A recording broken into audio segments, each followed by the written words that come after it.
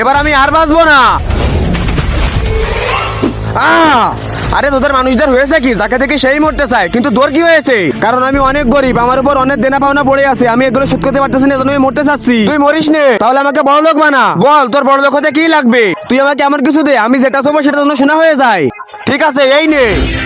এবার তো আমি বড় লোক হয়ে যাবো, কোনো জিনিসকে শুয়ে সোনা বানিয়ে ফেলবো, আবার সেটাই বেঁচে আমি সব দেনা পাওনা শোধ করে দেবো। আরে ভাবি আমাকে শুয়ে না, বলিলাম আমাকে শুইস নে। জলপারা আমার গার্লফ্রেন্ড শোনা হয়ে গেছে, একে ঠিক করে দে। আমি একে ঠিক করতে পারবো না, কিন্তু তুই যদি একে ঠিক করতে চাস তো এর উপর চমক কোমলের পানি ছেটাতে হবে। ওই পানি আমি কোথায় পাবো? এই দরজার ভেতরে। আচ্ছা আমি এখনই যাচ্ছি।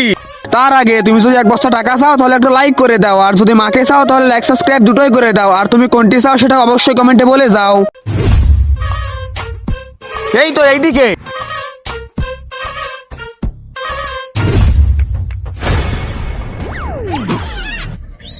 আরে এটা কি করতেছো তোমরা? আরে ভাই এখানে একটা সোনার মেয়ে ছিল, আমরা এটাকে গালিয়ে সোনার মাল জিনিস বানাচ্ছি।